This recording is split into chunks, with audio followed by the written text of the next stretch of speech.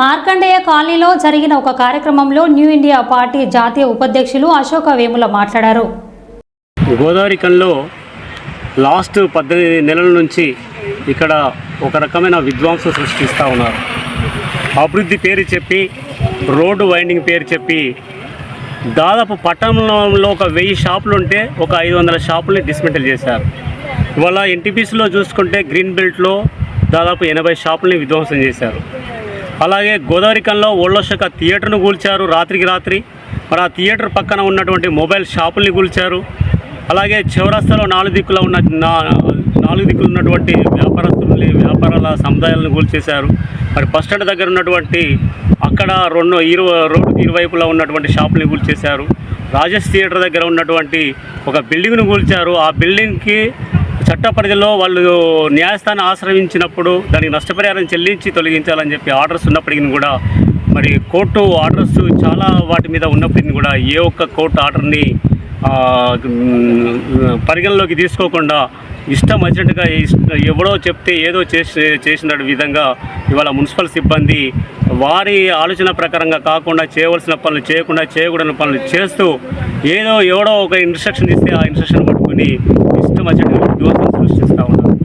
ఇవాళ ఈ పట్టణము రామగుండంలో నుండి ముఖ్యమైన పట్టణం అటు ఎన్టీపీసీ కానీ ఇటు గోదావరికని కానీ మొత్తం డిస్మెంటల్ అయిపోతూ ఉంది. వీళ్ళు ఏదో అభివృద్ధి చేస్తామని అంటున్నారు. 2 సంవత్సరాల నుంచి కూల్చిన ఏ ఒక్క ప్లేస్లో కూడా ఇప్పటి వరకు తట్టెడు మట్టి వేసింది లేదు, ఒక ఇటుక పిల్ల పెట్టింది లేదు.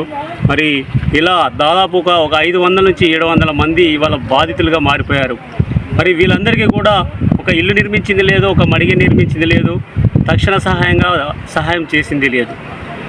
మేము న్యూ ఇండియా పార్టీగా మేము డిమాండ్ చేస్తున్నాము, ఈ కాంగ్రెస్ పార్టీ కార్యకర్తలనే కానీ ఈ స్థానిక ప్రభుత్వంనే కానీ మీరు ప్రజల్ని ఈ విధంగా విధ్వంసాలు సృష్టించి వాళ్ళను రోడ్ల పాలు చేసినట్లయితే వారి ఉసురు మీకు తగిలి మీ రానున్న రోజులలో మీ పార్టీని ఓడించడానికి నానా రకాల పోరాట రూపాలను రూపొందించి తగిన బుద్ధి చెప్పవలసి వస్తుందని చెప్పి నేను ఈ సందర్భంగా తెలియజేస్తున్నాను.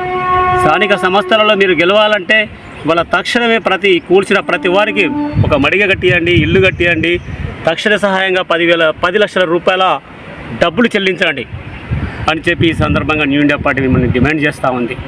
అరే ఒక పక్క అక్రమాన్ని కూలుస్తున్నారు, ఆ అక్రమం అనే ప్లేస్లోనే మళ్ళీ వేరే ఇతరులకి షాపులు కట్టుకోవడానికి అనుమతులు ఇస్తున్నారు.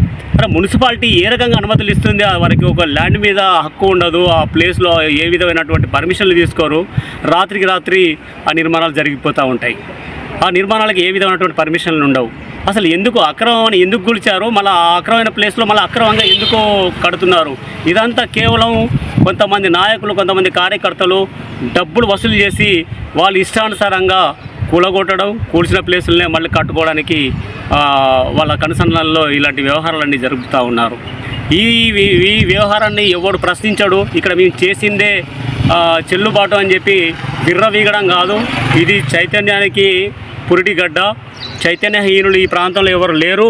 మరి రానున్న రోజుల్లో నానా రకాల పోరాట రూపాలను రూపొందించి కాంగ్రెస్ పార్టీని ఓడించడానికి అన్ని విధాల ప్రయత్నం చేయడానికి మేము కార్యరూపం దాల్చే పరిస్థితి ఇవాళ రానున్న రోజుల్లో ఉందని చెప్పి ఈ సందర్భంగా తెలియజేస్తున్నాను. మరి మున్సిపల్ సిబ్బంది ఏదైతే స్థానిక ప్రభుత్వం ఉందో ఏది పడితే అది చేయడం కాదు. మీరు ప్రజలకు అన్యాయం చేస్తే అది ప్రభుత్వం ఎట్లయితుంది?